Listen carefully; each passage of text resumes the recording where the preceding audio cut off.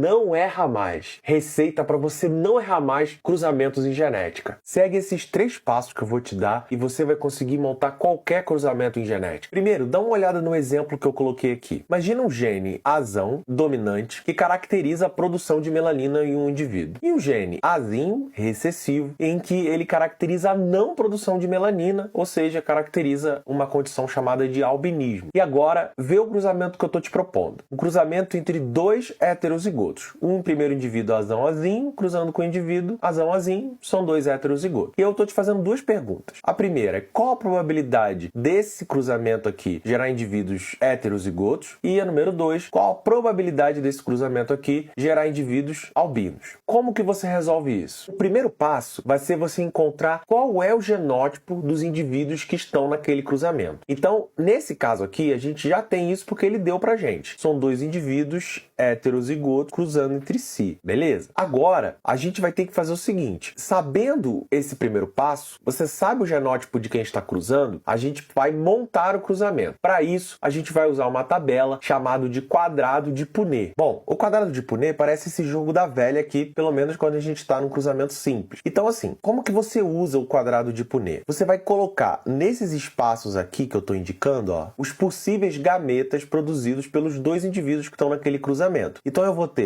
uma fêmea e eu vou ter um macho. De um lado da tabela você coloca os gametas que a fêmea pode produzir e do outro lado você coloca os gametas que o macho pode produzir. E isso nos leva ao segundo passo. O segundo passo vai ser encontrar esses possíveis gametas produzidos pelos 2 indivíduos. Então, segundo a primeira lei de Mendel, cada gameta carrega somente um gene de cada par. Então, para esse primeiro indivíduo aqui, o que a gente vai ter? Vamos colocar aqui nessas posições os possíveis gametas que ele pode produzir. Como a primeira lei de Mendel diz que cada gameta só carrega um gene de cada par, esse indivíduo tem um par de genes, azão e azinho. Então o gameta só pode carregar um desses 2. Então esse indivíduo ele produz 2 tipos de gametas. Ou ele vai produzir gametas carregando o gene azão, ou ele vai produzir gametas produzindo o gene azinho. Da mesma forma, o outro indivíduo, a mesma coisa. Ele tem um par de genes azão-azinho, então ou ele produz gametas com o gene azão, ou ele produz gametas com o gene azinho. Beleza? Nunca os 2 ao mesmo tempo. Esse é o segundo passo. Chegamos agora, então, no nosso terceiro passo, que é encontrar as possíveis fecundações entre esses possíveis gametas que a gente organizou nessa tabela chamada de quadrado de Punnett. Então vamos lá, ó. Se esse gameta aqui encontrar com esse gameta aqui, nasce esse indivíduo azão-azão. A gente chama ele de um homozigoto dominante. Se esse gameta aqui encontrar com esse gameta aqui, vai nascer um indivíduo azão-azinho. A gente chama esse indivíduo de heterozigoto. Se esse gameta aqui encontrar com este gameta aqui, vai nascer um indivíduo também heterozigoto. E se este gameta aqui encontrar com este gameta aqui, nasce um indivíduo homozigoto recessivo. Bom, gente, se você chegou até aqui, agora só te resta fazer as contas que ele vai pedir ou fazer as análises, claro, que podem ser qualitativas, né? Análise só dos possíveis genótipos que estão nascendo aqui. Na questão número 1, ele perguntava qual a probabilidade de nascer indivíduos heterozigotos desse cruzamento aqui. Então vamos lá, ó. O nosso quadrado de Punnett, ele me deu 4 possibilidades de nascimentos para aquele cruzamento. Uma para homozigoto dominante, 2 para heterozigoto e uma para homozigoto recessivo. Então, ele quer saber a probabilidade de ser heterozigoto. Então, em 4 possibilidades, nós temos 2 para heterozigoto. Isso também é igual a